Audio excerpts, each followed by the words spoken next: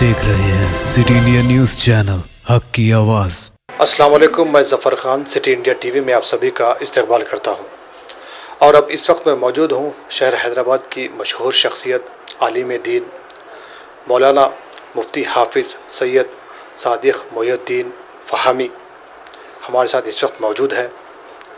आज हम इनसे वो सवालात के जवाबात हासिल करेंगे जो आज इस वक्त हम और आप जानने के लिए बड़े बेताब हैं। गुज़री हुई ईद रमज़ान ईद हमने बड़ी ही खामोशी से और बड़ी ही एहतराम से मनाई।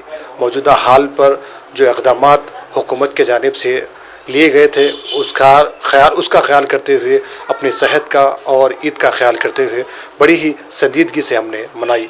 अब इस वक्त भी ईद उल अज़हा वही सूरत हाल में आई है, तो ऐसे कई सवाल हैं हम और आप जानने के लिए बड़े बेताब हैं, बहुत ज़रूरी समझते हैं।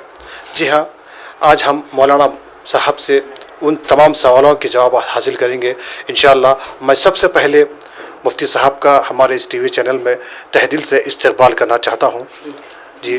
और अब मैं सबसे पहले उस एक सवाल के साथ आगाज़ करूँगा इस प्रोग्राम का कि मुफ्ती साहब, सबसे पहले लोग ये ज़रूरी जानना चाहते हैं कि क्या क़ुरबानी देते वक्त, क़ुरबानी का बकरी को ज़ुबा करते वक्त क़ुरबानी देने वालों का सामने होना ज़रूरी है? बिस्मिल्लाहिर्रहमानिर्रहीम नहमदुहु व नुसल्ली व नुसल्लिमु अला रसूलिहिल करीम, अम्मा बाद। नाज़रीन गिरामी, अस्सलामु अलैकुम व रहमतुल्लाहि व बरकातुहू। इस्लाम में क़ुरबानी वाजिब है। उसके बहुत से अहकाम हैं। आपने जो सवाल किया है, ज़ाहिर है ये भी अहम सवाल है जो लोगों के दरमियान गश्त करता रहता है या लोगों के जहनों में आता है। ज़ाहिर है क़ुरबानी दो तरह से की जा सकती है, एक असालतन, दूसरे विकालतन। असालतन के माना यह है कि हम खुद क़ुरबानी का जानवर अपने हाथों से ज़ुबह करें। दूसरी सूरत यह होती है कि अपने मकाम पर हम क़ुरबानी देने के मौक़िफ़ में नहीं हैं, क़ुरबानी का जानवर कहीं और ज़ुबह हो रहा हो और हमारा वहाँ तक पहुँचना मुश्किल हो, तब दूसरे शख्स को हम वकील बनाएंगे कि हमारी तरफ से वो क़ुरबानी अदा करें। तो इसको विकालतन क़ुरबानी करना कहते हैं। तो जहाँ हमारी क़ुरबानी हो रही हो वहाँ हम न पहुँच पाएँ तो शरअन कोई हर्ज नहीं है। हमारी गैर मौजूदगी में भी अगर जिनको हमने ज़िम्मेदार बनाया है हमारी तरफ से जानवर ज़िबह कर दें तो अल्हम्दुलिल्लाह वो क़ुरबानी अदा हो जाती है। जिनके जानवर होते हैं कोई लोग उन्हीं को ज़िम्मेदार बनाते हैं, तो क्या वो भी अगर रहेंगे तो वो क़ुरबानी जायज़ हो जाएगी? वकील किसी को भी बनाया जा सकता है, ख़ाह वो जो जानवरों के मालिक हैं या वो जो जानवरों के मालिक नहीं हैं, लेकिन हमने उन तक जानवर पहुंचा दिया है। यह है कि हमने उनको ज़िम्मेदार गर्दाना है, पैसे हमने उनको पहुंचा दिए हैं कि हमारी तरफ से इस तरह का जानवर ख़रीद कर ज़िबा किया जाए। जैसे मैंने पहले कहा है कि इसको विकालतन क़ुरबानी करना कहते हैं, ये भी शरअन दुरुस्त व जायज़ है। लेकिन इस तरह के इंतखाब में हमको इस बात का तयक्कुन होना चाहिए कि जिन साहब को हमने वकील बनाया है, ये हमारी क़ुरबानी की ज़िम्मेदारी सौंपी है, वो क़ुरबानी ज़रूर कर रहे हों। ऐसा नहीं होना चाहिए कि कोई धोखेबाज हमारे क़ुरबानी के जानवर को हमें धोखा देते हुए नुकसान पहुंचाए, हमारी क़ुरबानी अदा न करे। इसलिए ज़रूरी यह है कि वकील ऐसे शख्स को बनाया जाए जो दियानतदार हो, अमानतदार हो और इस बात का हमको यकीन कामिल हो कि वो ज़रूर हमारी क़ुरबानी अदा करेगा। मुफ्ती साहब, एक और सवाल है जो इस वक्त जो डिजिटल दौर चल रहा है, तो कई लोग ऑनलाइन के ज़रिए क़ुरबानी के तरीक़ों को इस्तेमाल कर रहे हैं, तो ये क्या जायज़ है? آن لائن قربانی کے معنی اگر یہ ہیں کہ جن کو ہم نے وکیل بنایا ہے، ہماری قربانی کا ذمہ دار جن کو ہم نے مقرر کیا ہے، وہ اگر جانور ذبح کرتے ہوئے آن لائن ہم کو اس کا مشاہدہ کرا دیتے ہیں تو فبیہا ایسا ہو سکتا ہے، لیکن اگر انہوں نے ایسا کوئی مشاہدہ نہیں کرایا ہو تب بھی وہ قربانی ادا ہو جائے گی، مگر شرط یہی ہے کہ وہ امانت دار ہوں، دیانت دار ہوں، ہماری قربانی ضرور ادا کریں۔ فرض کر لیجئے کہ آن لائن کسی نے قربانی کا جانور ذبح کرتے ہوئے ہم کو ضرور دکھا دیا ہے، لیکن اس نے ایک جانور ذبح کرتے ہوئے کئی افراد کو آن لائن دکھا دیا ہے، اس طرح وہ دھوکہ دے رہا ہو، ظاہر ہے یہ اس کے کوئی معنی نہیں ہے کہ وہ قربانی ادا ہو گئی ہے، بلکہ اس بات کا تیقن ضروری ہے کہ جس کو ہم نے ذمہ داری سونپی ہے وہ ضرور ہماری قربانی ادا کرے، ہمارے نام سے، اللہ کا نام لے کر ہماری طرف سے نیت کر کے قربانی کا جانور ذبح کرے۔ اب رہا آن لائن مشاہدہ کروایا جائے کہ نہ کروایا جائے، یہ کوئی اہمیت نہیں رکھتا۔ مفتی صاحب، ایک اور سوال جو کہ بہت ہی ضروری ہے، بہت اہمیت رکھتا ہے سوال، جیسا کہ قربانی کے وقت قربانی کے یہ جو رقم ہوتی ہے یا پھر جو جانور ہوتے ہیں نہیں خرید پائے ہم، تو کیا اس کے جو رقم ہوتی ہے کسی ضرورت مند کو دینے کی وجہ سے کیا ہماری قربانی کا فرض ادا ہو جاتا ہے؟ قربانی کے 3 دن ہیں، 10 ذی الحجہ، 11 ذی الحجہ، 12 ذی الحجہ۔ ان دنوں میں ان پر جو صاحب ثروت ہیں، صاحب نصاب ہیں، یا قربانی کے دنوں میں اتنی استطاعت رکھتے ہیں کہ وہ قربانی کے جانور خرید کر ذبح کر سکیں تو ان پر قربانی واجب ہے۔ واجب قربانی کے بدلے میں اگر ہم ایام نحر یعنی 3 دنوں میں 10، 11، 12 ذی الحجہ قربانی ادا کیے بغیر رقم صدقہ کر دیتے ہیں تو یہ قربانی کی طرف سے کافی نہیں ہے، بلکہ جن پر قربانی واجب ہے ان کو ضرور قربانی ادا کرنے کا اہتمام کرنا ہے۔ اپنے مقام پر ممکن ہو ضرور قربانی کریں، اور اگر اپنے ہاں قربانی کرنا ممکن نہ ہو تو جہاں بھی قربانی کرنا ممکن ہو وہاں قربانی کا انتظام کروائیں۔ الغرض جن پر قربانی واجب ہے ان کو ضرور قربانی ہی ادا کرنا ہے۔ اگر وہ ایام نحر یعنی 3 دنوں میں قربانی کے بجائے اگر وہ رقم صدقہ کرتے ہیں تو اس سے ان کی قربانی ادا نہیں ہوگی اور یہ قربانی کے بدل کے طور پر کافی نہیں ہوگا۔ ہاں البتہ اگر نفل قربانیاں ہیں جس پر قربانی جن پر واجب نہیں ہے اور ہم بعض مرتبہ ایصال ثواب کے لیے مرحومین کی طرف سے قربانی کرتے ہیں، ایسی صورت میں وہ نفل قربانیاں ضروری نہیں ہے کہ ایام نحر میں ان کو ذبح کیا جائے۔ وقت اور حالات کا لحاظ رکھتے ہوئے قربانی کے بجائے نفل قربانیوں کی جو قیمت ہے وہ صدقہ کی جا سکتی ہے تاکہ غرباء کو اس کا فائدہ ہو۔ لیکن یہ بات ذہن نشین رہنی چاہیے کہ واجب قربانی کے بارے میں ایسا مسئلہ نہیں ہے کہ ہم بجائے قربانی ادا کرنے کے رقم صدقہ کر دیں گے ایام نحر میں، تو یہ کافی نہیں ہے۔ ایک اور سوال، نماز عید الاضحیٰ کا اول وقت کیا ہے؟ نماز عید الاضحیٰ کا اولین وقت جو شروع ہوتا ہے وہ نماز فجر ادا کر لینے کے بعد جب فجر کی نماز کا وقت ختم ہو جاتا ہے، سورج طلوع ہو جاتا ہے، تو سورج طلوع ہونے کے تقریباً 20 منٹ بعد جب اشراق کی نماز کا وقت شروع ہوتا ہے وہی وقت عید الاضحیٰ کی نماز ادا کرنے کا ابتدائی وقت ہے، اور انتہائی وقت زوال سے پہلے تک بھی ہے، اور زوال سے پہلے تک بھی نماز عید ادا کی جا سکتی ہے۔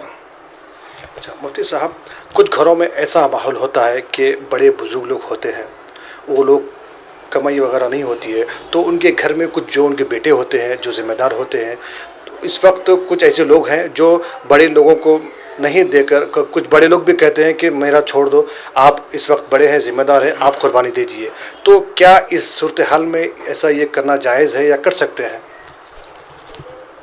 قربانی ہر صاحب استطاعت پر واجب ہے، اس میں عمر کی کوئی قید نہیں ہے۔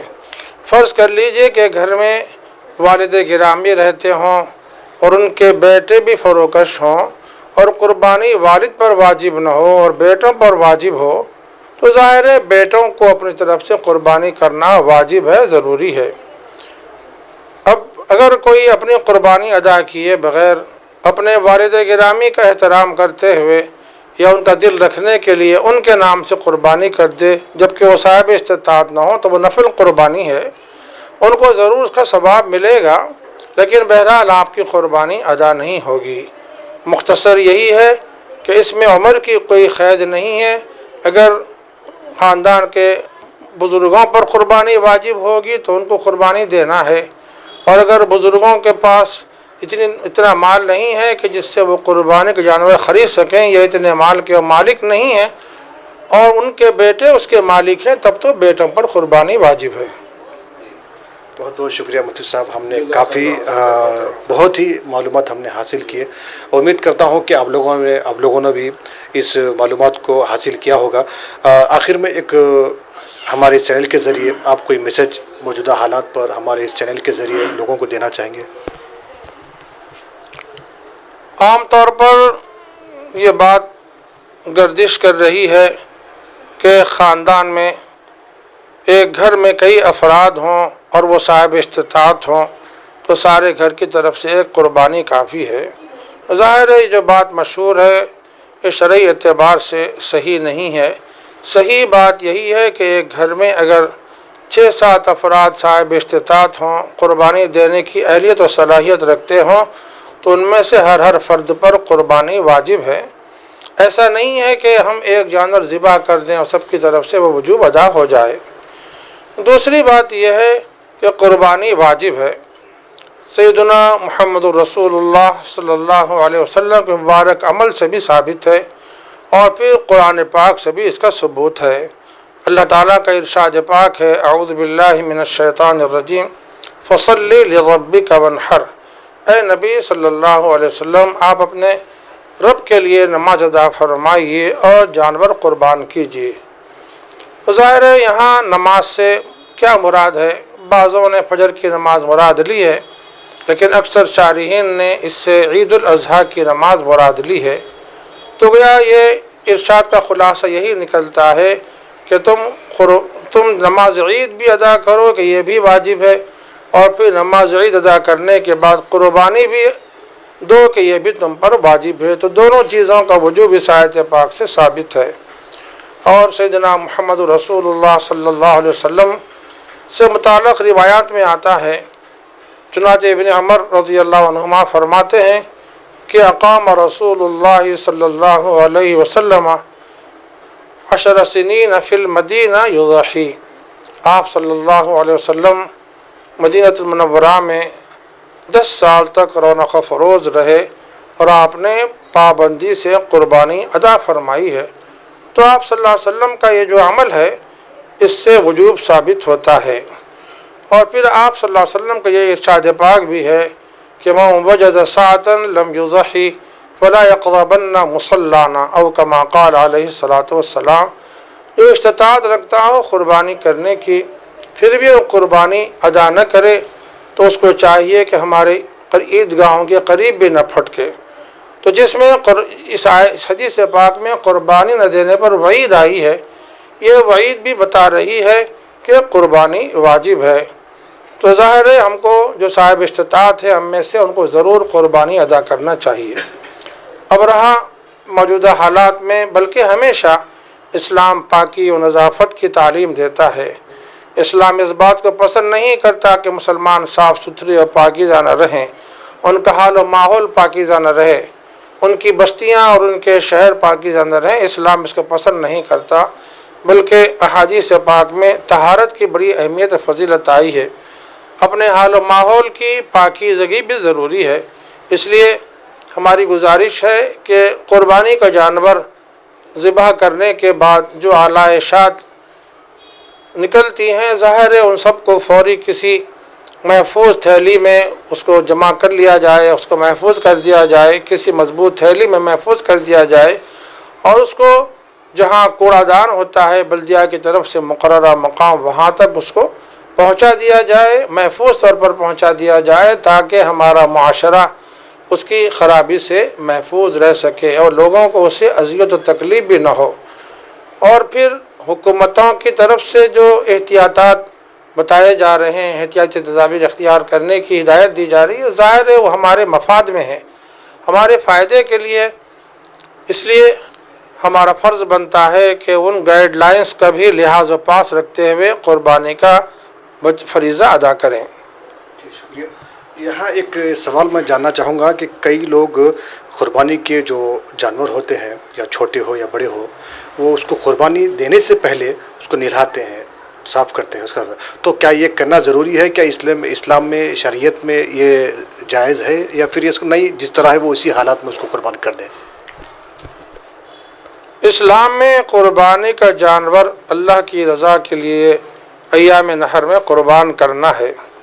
اب اسلام نے ایسی کوئی ہدایت نہیں دی ہے کہ جو جانور ذبح کیا جا رہا ہو، جس کی قربانی دی جا رہی ہو، اس کو غسل کرایا جائے یا اس کو پانی نہلایا جائے۔ اسلام نے ایسی کوئی تاکید نہیں کی ہے۔ اب رہا کچھ گندگی یا نجاست اس کے جسم پر لگی ہوئی ہو، اس غرض سے اگر آپ اس کی صفائی کر دیتے ہیں تو شرعاً کوئی حرج نہیں ہے۔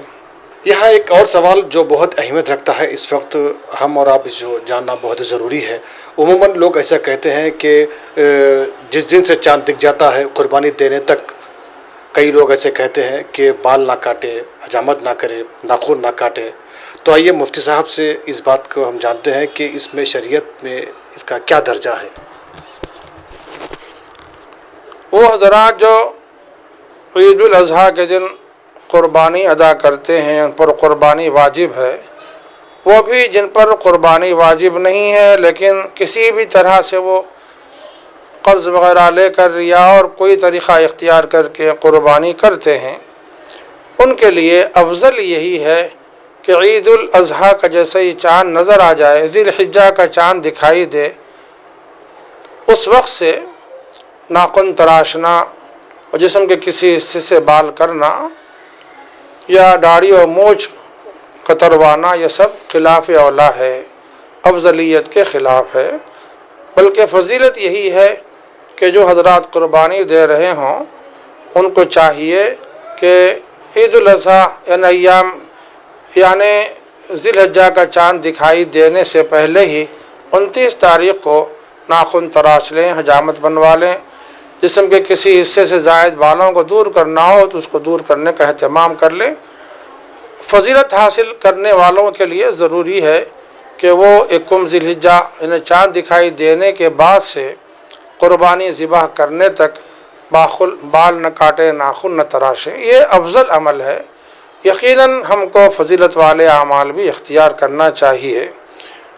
اگر فرض کر لیجئے کسی سے ایسا ممکن نہیں ہو سکا تو شرعاً کوئی گناہ نہیں ہے۔ تو فرض کر لیجئے کہ کسی کے بال بڑھ گئے ہیں، ناخن بڑھ گئے ہیں، اور پھر وہ 21 ذی الحجہ سے پہلے اس کا اہتمام نہیں کر سکا ہے، اور پھر چاند دکھائی دینے کے بعد 2-4 دن کے بعد اس نے ضرورت محسوس کی ہے کہ حجامت بنوائی جائے، ناخن تراشے جائیں، شرعاً کوئی حرج نہیں ہے، شرعاً منع نہیں ہے، لیکن البتہ یہ خلاف اولا ہے اور افضلیت کے خلاف ہے۔ اس کے سوا وہ حضرات جن پر قربانی تو واجب نہیں ہے اور وہ قربانی بھی ادا نہیں کر پا رہے ہیں، لیکن اگر وہ بھی اس کا لحاظ رکھتے ہوں تو زیادہ بہتر ہے۔ اس لیے بہتر ہے کہ حجاج کرام احرام باندھنے کے بعد سے وہ ناخن نہیں تراشتے، حجامت نہیں بنواتے، یہاں تک کہ ان کی قربانی ہو جائے منا میں، اور جمرہ عقبہ کی رمی کر لیں، پھر قربانی کر لیں، تو ظاہر ہے اس کے بعد وہ حلق کروائیں گے۔ تو اسی لیے ان کی مطابقت میں یا ان کے سمجھیے کہ طریقے کو عمل کرتے ہوئے، ان کے طریقے پر عمل کرتے ہوئے، اگر جن پر قربانی واجب نہیں ہے وہ بھی اگر اس کا اہتمام کرتے ہوں تو اجر و ثواب کی بات ہے۔ شکریہ۔ बहुत बहुत शुक्रिया। हमने एक नहीं बल्कि कई सवालात के जवाब हमने मुफ्ती साहब से हासिल किए हैं। उम्मीद करता हूं कि आपको भी अब वो सवाल के जवाब हासिल हो चुके होंगे जो आपके जहन में कई दिन से गर्दिश कर रहे थे। इस प्रोग्राम में फ़िलहाल इतना ही। इंशाअल्लाह अगले एपिसोड में फिर एक और नए सवालात और नए जवाबात नए शख्सियत के साथ आपके सामने हाजिर होऊंगा। तब तक के लिए कैमरामैन नवीद और मैं ज़फ़र खान को दीजिए इजाज़त। देखते रहिए आपका अपना पसंदीदा चैनल सिटी इंडिया टीवी, हक़ की आवाज़।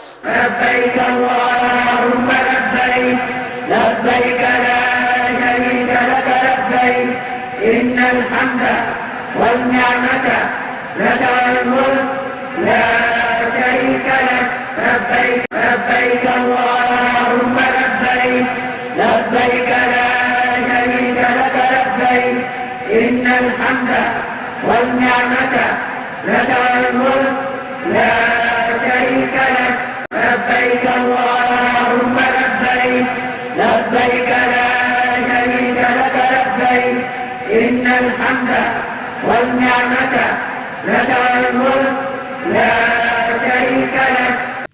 दोस्तों, अगर आपको हमारी न्यूज़ और इंटरटेनमेंट तमाम प्रोग्राम पसंद आते हैं तो फिर लाइक करें, शेयर करें और सब्सक्राइब करें।